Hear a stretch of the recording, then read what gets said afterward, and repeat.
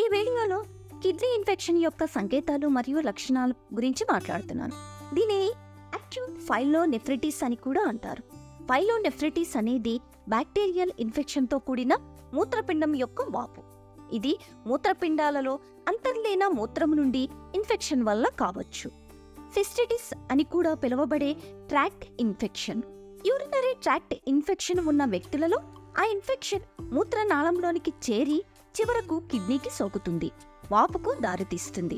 Kidney infection లేదా pyelonephritis వచ్చే ప్రమాదం ఎక్కువగా స్త్రీలు, గర్భిణీ స్త్రీలలో, రికరెంట్ కిడ్నీ స్టోన్స్ ఉన్న రోగులలో ఉంటుంది.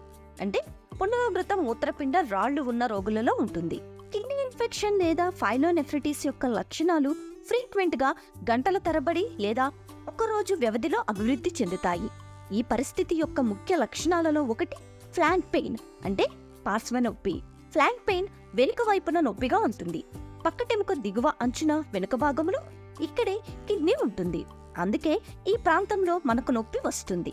పక్కటెముక దిగువన మళ్లీ ఒకవైపున వెనుక భాగంలో నొప్పి ఉంటుంది.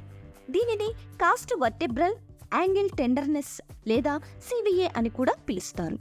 ఇది ఇన్ఫెక్షన్ కాబట్టి జ్వరంలో చలి కూడా ఉండవచ్చు. ఇది సోకిన వారికి కిడ్నీ పార్శ్వపు నొప్పి, జ్వరంలో చలి అనేవి కారణాలుగా వస్తుంది. పైలోనెఫ్రైటిస్ యొక్క రెండు అత్యంత సాధారణ సంకేతాలు మరియు లక్షణాలు వికారం మరియు వాంతులు ఉంటాయి. కాబట్టి వికారం మరియు వాంతులు పైలోనెఫ్రైటిస్తో చాలా సాధారణం. తరచుగా ఇది ముఖ్యమైన ఇన్ఫెక్షన్ కారణంగా ఉంటుంది. ఇది మూత్రపిండము ఎర్రబడటం వలన రోగులు తరచుగా చాలా అనారోగ్యంగా, చాలా వికారంగా అనిపిస్తూ ఉంటారు. తరచుగా వాంతులు కూడా చేసుకోవచ్చు. దీని వలన సంభవించే మరొక లక్షణం అనోరెక్సియా. అనోరెక్సియా అనగా ఆకలి తగ్గుతుంది. పైలోనెఫ్రైటిస్ ఉన్న పేషెంట్లలో ఇది సాధారణంగా ఇది ఇన్ఫెక్షన్ కారణంగా ఉంటుంది. ఫైనల్గా పేషెంట్కి చాలా అస్వస్థత కలుగుతుంది. వారికి ఆకలి ఉండదు. వారికి ఈ వికారం మరియు వాంతులు కూడా ఉంటాయి. కాబట్టి వారు ఆహారాన్ని రిజెక్ట్ చేస్తారు.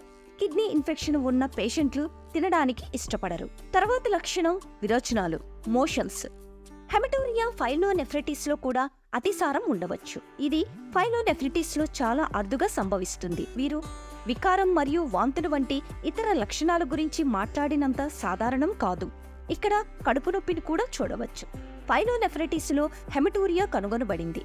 హెమటోరియం అనే పదానికి అర్థం మూత్రంలో రక్తం ఉండడం. దానిని కంటితో మనం చూడలేము. నిజంగా మూత్రాన్ని చూస్తే మూత్రంలో ఎక్కడా ఎర్ర రక్తాన్ని చూడలేరు. మూత్ర పరీక్షలో చూడవచ్చు. కిడ్నీలో యూరలాజికల్ సిస్టంలోని కొన్ని ఇతర భాగాలను ఇరిటేటింగ్ చేసి ఆ ఇన్ఫెక్టివ్ ఆర్గానిజం నుండి కొంత రక్తస్రావం అవుతుంది. ఆపై హెమటరీ అనేది పైలోనెఫ్రైటిస్ పేషెంట్లలో చాలా సాధారణంగా ఉంటుంది. ఇది 30 నుండి 40% రోగులను ప్రభావితం చేస్తుందని అంచనా వేయబడింది. పైలోనెఫ్రైటిస్ హెమటోరియా ఆడవారిలో ఎక్కువగా వచ్చే అవకాశం ఉంది. వీటిలో అదర్ ఫైండింగ్స్, కిడ్నీ ఇన్ఫెక్షన్స్తో మనం చూడగలిగే ఇతర ఫలితాలు ఎపిగాస్ట్రిక్ నొప్పి. ఎపిగాస్ట్రిక్ ప్రాంతం బొడ్డుపైన ఉన్న ప్రాంతం. ఇక్కడ ఈ ప్రాంతంలో పైలోనెఫ్రైటిస్లో చాలా అసాధారణంగా ఉంటుంది. వికారం మరియు వాంతులతో సంబంధం కలిగి ఉండవచ్చు. అంటే దిగువ పొత్తికడుపు నొప్పిని కూడా చూడవచ్చు. దిగువ పొత్తికడుపు నొప్పి ఇక్కడ బొడ్డు ప్రదేశంలో ఉంటుంది. అంతర్లీన లేదా మునుపటి సిస్టిటిస్ కు సంబంధించినది. ఇది మళ్లీ మూత్రాశయం యొక్క వాపు లేదా మూత్రనాళాల ఇన్ఫెక్షన్ కు సంబంధించినది. ఇది తరచుగా పియోనెఫ్రైటిస్ కు దిగువ పొత్తి కడుపు నొప్పి, కిడ్నీ ఇన్ఫెక్షన్ నుండి వచ్చే నొప్పిని కూడా సూచించవచ్చు.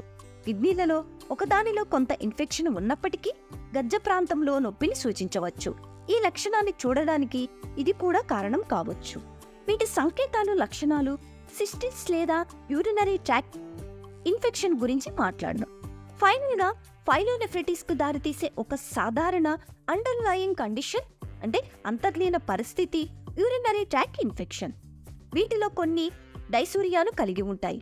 డైసూరియా అనేది మూత్ర విసర్జన సమయంలో మంటగా వర్ణించబడే నొప్పిగా ఉంటుంది. ఇది యూరినరీ మరియు ఇన్ఫెక్టివ్ ఆర్గానిజమ్స్ వల్ల కలిగే మూత్రనాళంలోని దిగువ భాగాల ఇరిటేషన్ ఆఫ్ ది బ్లాడర్ కారణంగా ఉంటుంది.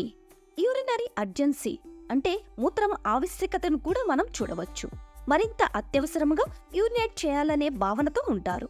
ఇది బ్లాడర్ ఇరిటేషన్ వల్ల కూడా వస్తుంది. తర్వాత యూరినేట్ యొక్క ఫ్రీక్వెన్సీని పేషెంట్లలో కూడా కనుగొనవచ్చు. పైలోనెఫ్రైటిస్ ఉంటుంది కాబట్టి మూత్ర విసర్జన సాధారణ కంటే ఎక్కువ తరచుగా మూత్ర విసర్జన జరుగుతుంది. పేషెంట్లు బ్లాడర్ ఖాళీగా ఉన్నప్పుడు కూడా మూత్ర విసర్జనకి వెళ్లాలనిపిస్తుంది. పేషెంట్ తరచుగా మూత్ర విసర్జన చేస్తారు, కానీ మూత్రాశయం పూర్తిగా ఖాళీగా ఉంటుంది. మూత్ర విసర్జన చేయడం వల్ల పైలోనెఫ్రైటిస్ లో సాధారణ లక్షణాలుగా ఇవి కనిపిస్తాయి. ఎందుకంటే మూత్రనాళాల ఇన్ఫెక్షన్ ఫైనల్లీ అసెండింగ్ ఇన్ఫెక్షన్ కి దారితీస్తుంది. ఇది యూరోలాజికల్ సిస్టమ్ పైకి ఎక్కి చివరికి కిడ్నీకి చేరి పైలోనెఫ్రైటిస్ లేదా కిడ్నీ ఇన్ఫెక్షన్ కు దారితీస్తుంది. పైలోనెఫ్రైటిస్ లో కూడా సంభవించే కొన్ని సమస్యలు చాలా తీవ్రమైన సందర్భాల్లో సంభవించే అవకాశం ఉంది. వాటిలో మూత్రపిండంకు సోకిన బ్యాక్టీరియా ఒకటి. రక్తంలో బ్యాక్టీరియా సోకిన కిడ్నీ నుండి స్టెమిక్ ఇన్ఫెక్షన్ సంభవించవచ్చు. సెప్సిస్ లేదా సెప్టిక్ షాక్ కూడా సంభవించవచ్చు. అలాగే మల్టిపుల్ ఆర్గాన్ సిస్టము పనిచేయకపోవడం వంటి చాలా తీవ్రమైన సందర్భాల్లో సంభవించవచ్చు. అప్పుడు తీవ్రమైన మూత్రపిండ వైఫల్యం, అలాగే ఈ ఇన్ఫెక్షన్ మరియు కిడ్నీ వాపు ఉన్నందున కిడ్నీ కూడా పాడైపోయి నిర్దిష్ట కిడ్నీ పనితీరు తగ్గిపోతుంది.